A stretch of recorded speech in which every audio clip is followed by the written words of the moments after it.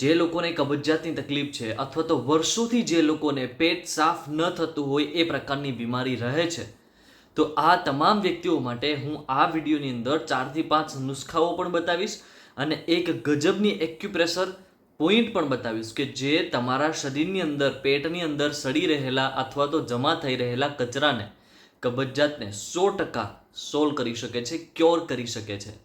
સૌથી પહેલી વસ્તુ, અગર તમને કબજિયાત રહે છે તો રોજ તમારે 2 થી 4 લીટર જેટલું પાણી પીવાનું છે. કારણ કે 2 થી 4 લીટર એટલે તમારા શરીરને જેટલી જરૂર છે આટલું પાણી અગર તમે પીશો તો તમારા શરીરની અંદરનો રહેલો જે વધારાનો કચરો છે એ સાફ થઈ શકશે, તમારું શરીર એકદમ હેલ્ધી બનશે, તમારી જે પ્રક્રિયાઓ છે પાચન ક્રિયાને બધું સારું થશે. કારણ કે લિક્વિડ અંદર જવાથી અમુક પ્રકારના જે એની અંદર રહેલા જે તત્વો છે એ શરીરમાં જવાથી શરીરને ખૂબ ફાયદો થાય છે.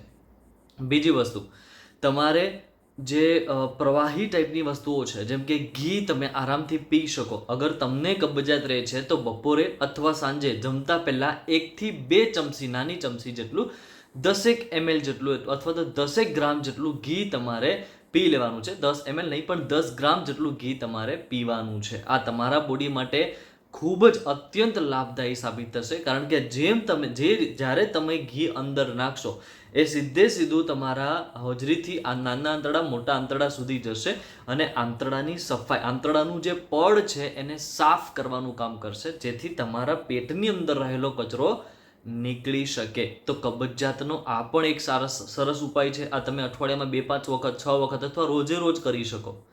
એ સિવાય રોજ રાત્રે તમે હરડેનું ચૂર્ણ અથવા તો જો આંખો, વાળ અને શરીરના બધા અંગોને ફાયદો તમારે આપવો હોય તો ત્રિફલા ચૂર્ણ, 3 વસ્તુઓ હરડે, બહેડા અને આમળા, આ 3નું મિક્સ કરીને જે બનાવવામાં આવતું ચૂર્ણ છે એ તમે યુઝ કરી શકો. રાત્રે સૂવાના અડધો કલાક પહેલા 10 ગ્રામ અથવા 5 ગ્રામ જેટલું ત્રિફલા ચૂર્ણ ખાઈ લો.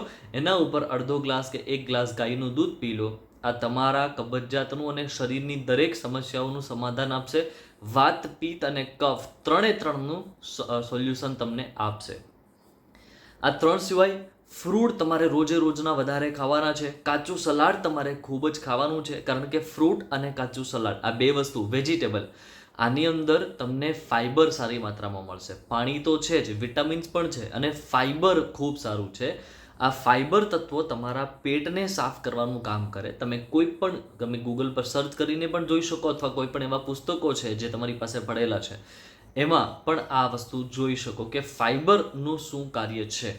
ફાઈબરનું કામ છે પેટને સાફ કરવું, પેટને એકદમ ક્લીન રાખવું કે જેથી કબજિયાત, ગેસ, એસિડિટી જેવી તમામ તકલીફોનું પણ તમને સમાધાન મળી જાય. તો રોજ 1 અથવા 2 ફ્રૂટ ખાવાના છે. સાંજે 4 વાગ્યા પહેલાં જ ફ્રૂટ ખાઈ લેવા. 4 વાગ્યા પછી ફ્રૂટ, દહીં, ગાજર આ પ્રકારની વસ્તુઓ તમારે નથી લેવાની. 4 વાગ્યા પહેલાં આરામથી લઈ શકો. તો આના સિવાય કઈ વસ્તુઓ છે? આના સિવાય પણ ઘણી વસ્તુઓ છે કે જે તમને તમારા પેટને સાફ રાખી શકે. સવારમાં 1 મોસંબી ખાઈને પણ તમે પેટને સાફ રાખી શકો. પણ એક પોઈન્ટ કે જે તમારા પેટને 100% સાફ કરશે, તમારા શરીરને ક્લીન કરવાનું કામ કરશે, માત્ર એ પોઈન્ટ તમારે દબાવવાનો છે. આપણા હાથની પહેલી તર્જની આંગળી અને અંગૂઠો એની વચ્ચે આ પોઈન્ટ આવેલો છે. કઈ રીતના તમે એને જોઈ શકો કે ભાઈ કઈ રીતના આપણે કરવાનું છે. તો સૌથી પહેલી આંગળી જે તર્જની આંગળી છે અને અંગૂઠો, આ પહેલી આંગળી તર્જની આંગળીનું હાડકું અને અંગૂઠાનું હાડકું જ્યાં એનું મિલન થાય છે, અહીંયા આ ભાગ ઉપર મિલન થાય છે એનું બંનેનું, અહીંયા મિલન થાય છે. એની ઉપરનો જે આ ભાગ છે ને એકદમ ચામડીવાળો જ ભાગ છે, ત્યાં કોઈ પણ પ્રકારનો માંસ જ છે, અહીંયા ત્યાં કોઈ પ્રકારનું હાડકું નથી. એ ભાગ ઉપર આ રીતના તમારે 2 થી 4 મિનિટ માટે એક હાથમાં દબાવવાનું છે. તમે કોઈ કાર્ય કરતા સમયે પણ આ રીતના દબાવી શકો. આરામથી ઇઝીલી તમે દબાવી શકો છો. બંને હાથમાં દબાવવાનું જેથી બંને આપણા આંતરડાના બંને ભાગ ઉપર તમને ફાયદો મળી શકે. બંને હાથમાં તમારે દબાવવાનું છે. ઘણા લોકોને હાથમાં દબાવતા જ, અહીંયા દબાવતા જ ખૂબ દુખાવો થાય, તીવ્ર દુખાવો થાય. તો તમારે સમજવું તમારા શરીરમાં વાયુનો પ્રકોપ છે થોડો વધારે છે, કબજિયાત રહેલી છે, આંતરડામાં મળ ચોંટેલું છે અને તમારે આ મળ કાઢવાની જરૂર છે.